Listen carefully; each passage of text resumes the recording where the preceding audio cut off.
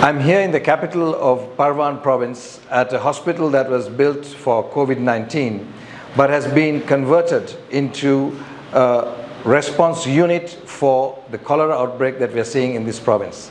As I speak, over 74 cases have been identified in 7 districts, and with the drought prevailing and the weather conditions, acute waterborne diseases, and in particular this cholera outbreak, is of extreme concern.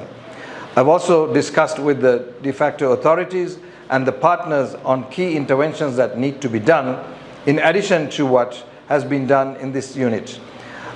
We have 50-bed unit here already, serviced 24/7 by doctors and medical staff.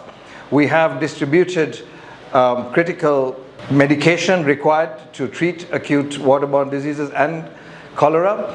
But what is needed right now to complement the effort in this treatment center is a massive scale-up of water and sanitation activities in the province.